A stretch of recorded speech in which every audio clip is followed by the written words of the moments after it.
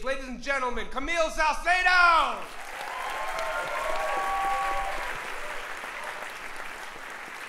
When I was 4 years old, I got really angry with my mother because I could smell chocolate on her and she wouldn't give me any.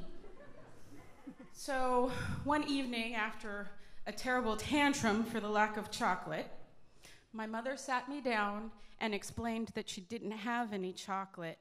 What she had was cocoa butter that she was rubbing into her stomach twice a day to help limit stretch marks from being pregnant.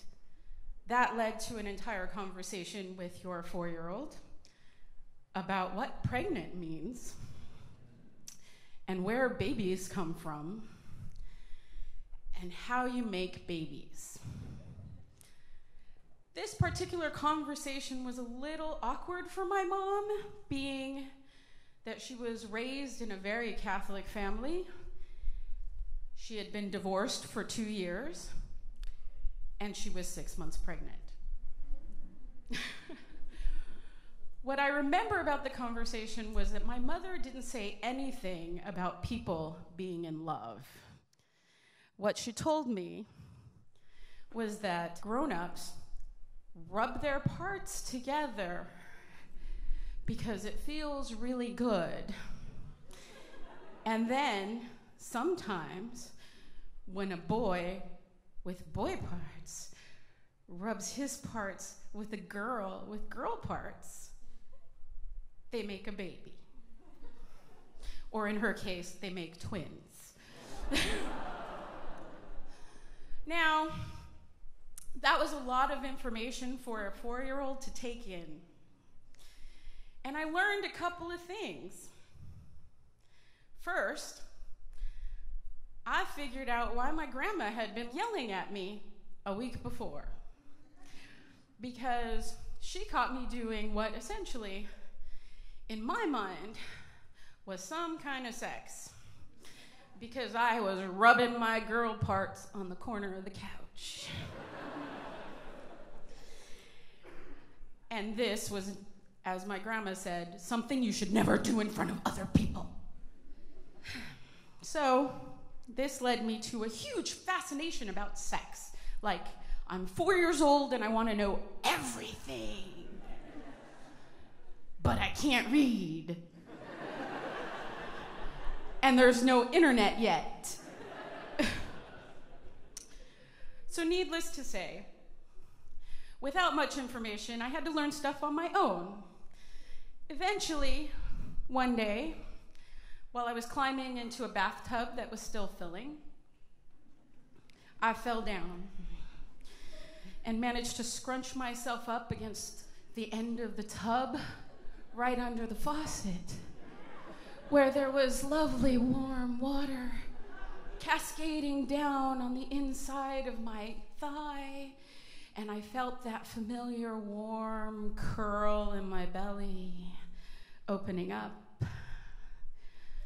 And I quickly figured out that if I just scoot over a little bit and put my legs straight up the wall, that was awesome.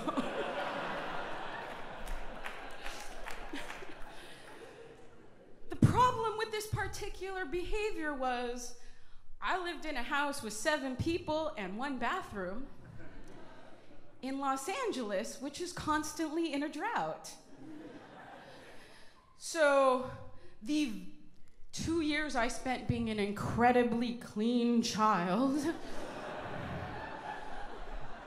came to an abrupt end because I was no longer allowed to take 4 baths a day.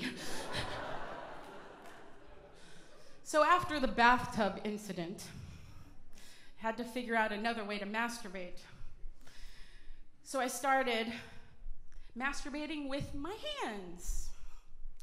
And it took a little while to figure out how to do this, because, you know, grinding against the couch is one thing, and laying under a faucet is another, but masturbating with your hands takes a little practice, takes a little learning.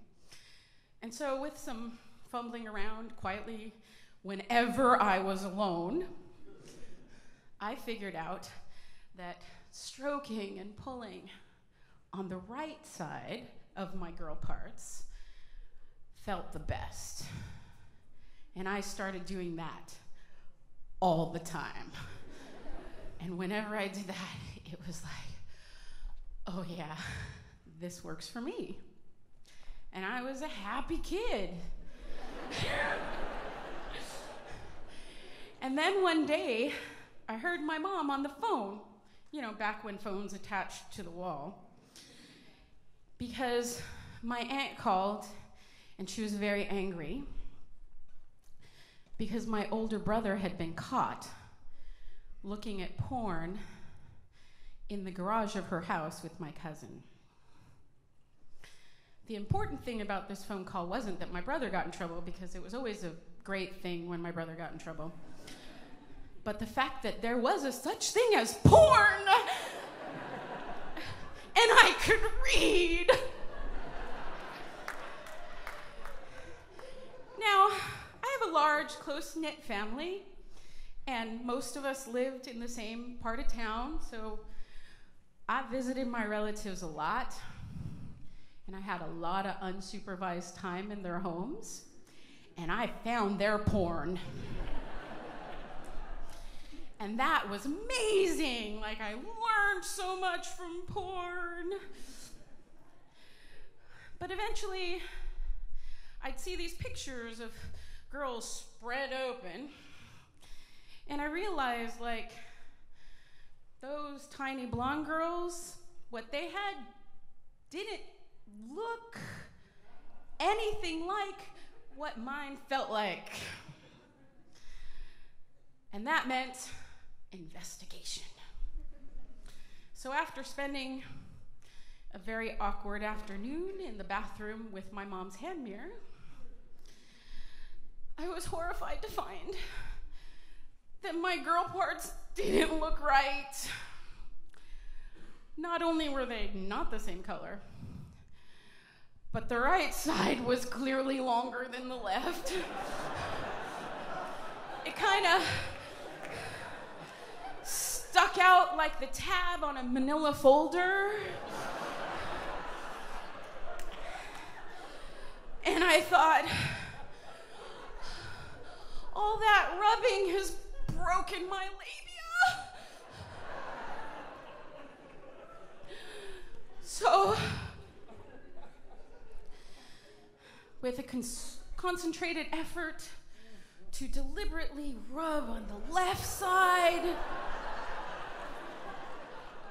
regularly for a couple of years, with weekly check-ins with the hand mirror,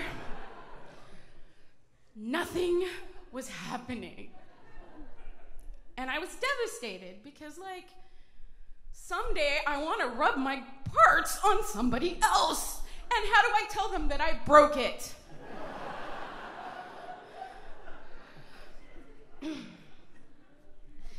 And I was really depressed. And looking at porn just made it worse. Until genetics class, where we started with really basic things like go home and interview your family. Figure out how many family members have earlobes that attach all the way down. How many family members have second toes that are longer than their big toes? And after gathering this information with a fair number of my aunts and uncles, I went back to school. We had an amazing conversation about the variety and shapes in human bodies. And a very, very important revelation that human bodies are not bilaterally symmetrical. Your right side will not exactly match your left side. So, all that panic was for nothing. Of course, I had to go home and confirm. So I measured my hands, measured my eyes, and if you've ever tried to measure your eyeball with a ruler, It's not easy. But after investigating my own body and figuring out that this part didn't match the size of that part and my newly budding boobs were not the same size, I figured that my vagina was not broken.